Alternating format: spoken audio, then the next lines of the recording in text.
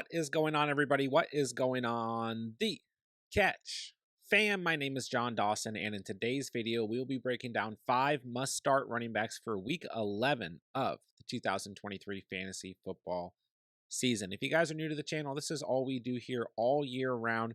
Free fantasy football content, redraft, dynasty, and best ball. If you guys are into that, be sure to subscribe on the way in. But more importantly, get in the comment section down below anything that you guys need moving into week 11 of the fantasy season. Let me know, and I'll get back to you as soon as I possibly can. Without further ado, let's hop right into today's video.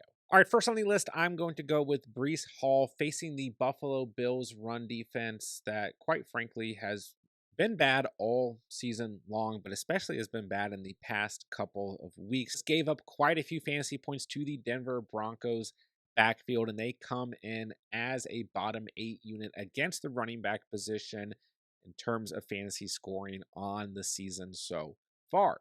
Now, Breeland Hall, for a lot of you guys out there, might feel like a no doubt must start, but I know for a lot of you guys out there, he's also raised some concern in the past couple of weeks. 10.5 or less fantasy points in his last 2 matchups. Hasn't scored a touchdown since week 8 against the Giants. I mean, he had those 3 really nice weeks in a row between weeks 5 and week 8 where he had 20 or more fantasy points. And then, like I said, in the last 2 weeks, that ceiling has really dropped. Was in a very good position last week against the Raiders and didn't do a whole lot, but I mean, this offense didn't do a whole lot last week. The game script was really poor for the run game, and Breeland Hall is still getting involved in the passing game.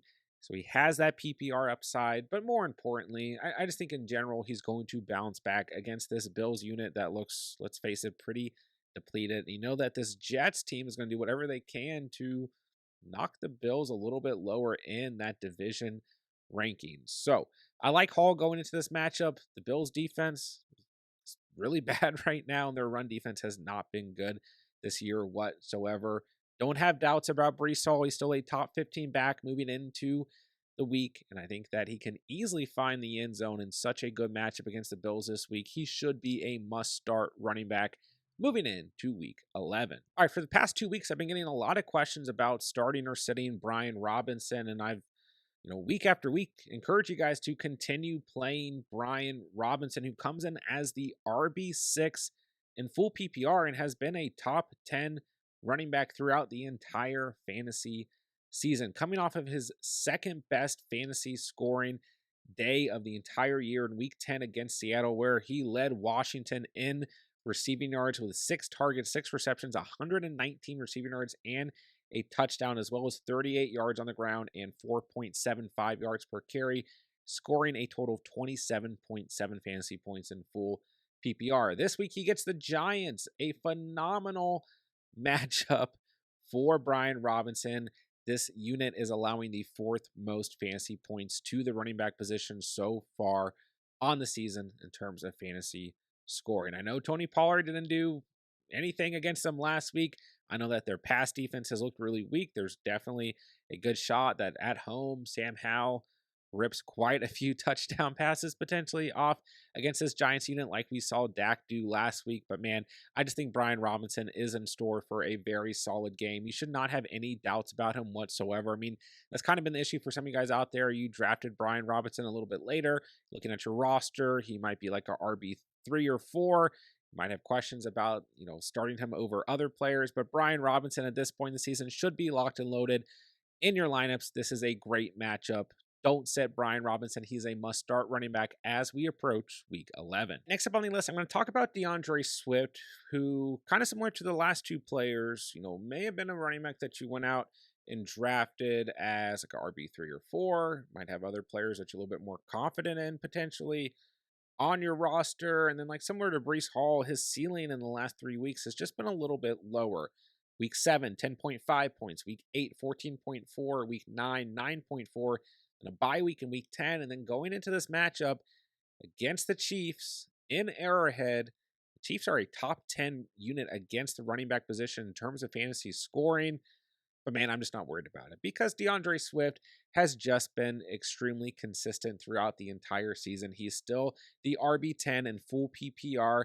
And I think at the end of the day, we're going to see points in this game. Both of these defensive units, for example, have been really good against the running back position. The Eagles secondary has been pretty awful throughout the entire year, but both these defenses still have a lot of strengths to them. I don't know if it's going to matter in this rematch of last year's Super Bowl. I'm expecting points, and I'm expecting DeAndre Swift to have a very good day. As a side note, if you own Isaiah Pacheco going up against the Philadelphia Eagles run defense, who are first in the league against the running back position in terms of fantasy scoring, I'd still give him a shot. I'm really expecting points in this matchup. Don't worry about DeAndre Swift. He should remain a RB2 in your starting lineup as we approach week 11. And next up, we're going to talk about Devin Singletary coming out of nowhere with 23.1 fantasy points against Cincinnati on the road in week 10.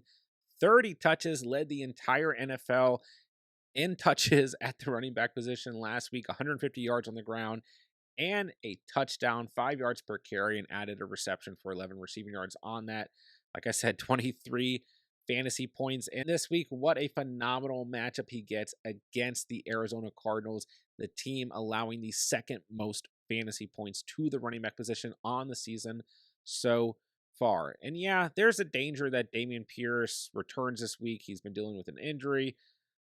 Dameon Pierce has looked completely stagnant this entire season, while Devin Singletary has kind of given the running back position a little bit of juice for the Texans. And he really helped the Texans overall last week in terms of their offensive game plan between the run game and the pass game flowing together. I just think that there's a strong chance that the Texans ride the hot hand. They keep Devin Singletary as the RB1. Even if Dameon Pierce returns, if you own Singletary, it's a home game for the Texans. They're on fire right now. I do believe that the Cardinals can keep this a close enough fight, but man, this Cardinals defense is just so bad, and they've been so bad against the running back position all season long. Devin Singletary, a very good RB2 this week. If you need to throw him in the flex, I think you can. Let's call him a must-start running back as we approach week 11. All right, last but not least, let's talk about Tai Chandler of the Minnesota Vikings. Last week, 15 touches, 45 yards on the ground, 3 yards per carry, and a touchdown. Low ceiling, 10.5 fantasy points, but for the most part, the Vikings, this game script made them throw the football. The Saints tried to put together a comeback towards the end of that game. But let's kind of talk about the elephant in the room here. Alexander Mattison is in concussion protocol. He might play in this matchup against the Broncos, who, in case you're wondering, since I haven't mentioned it yet, are the worst team in the entire league against the running back position in terms of fantasy scoring. So is it going to be Tai Chandler? Is it going to be Alexander Mattison? Is it going to be both? We'll find out as the week continues, but I think there's a strong chance that it's Tai Chandler who gets the bulk of the carries. This game is at Denver. I mean, the Vikings might be in another situation where maybe the running backs get a little bit game scripted out and they need to throw the football with Josh Dobbs, but this is just too good of a matchup to ignore. I mean, even the Bills running backs this past week did everything they could to try and have bad fantasy days. At least James Cook did. And at the end of the day, James Cook finished with 12 fantasy points and Latavius Murray finished with 14.9 fantasy points. So double-digit running backs for both Bills running backs against the Broncos last week. I don't see any reason, even if we see a split, that Tai Chandler and Alexander Mattison can't potentially do the same, and especially if Tai Chandler is the RB1 against the Broncos. He's a player that you can go pick up off the waiver wire moving into the week and probably should be a priority add. He's 16% rostered. He's out there. If you're desperate, he's a good start against the Broncos as we approach week 11. That'll do it for today's video. If you guys did enjoy the content today or find it helpful, be sure to subscribe on the way out. This is all we do here all year round. Free fantasy football content, but more importantly, as always, get in the comments down below whatever you guys need moving into week 11. Start, sits, trades, roster reviews, who's out there on the waiver, who's injured on your roster, what are you worried about as we approach week 11. Whatever it may be, let me know in the comments down below, and I'll get back to you as soon as I possibly can. With that, I will say thank you guys so much for watching and or listening, and remember, you saw it here on The Catch.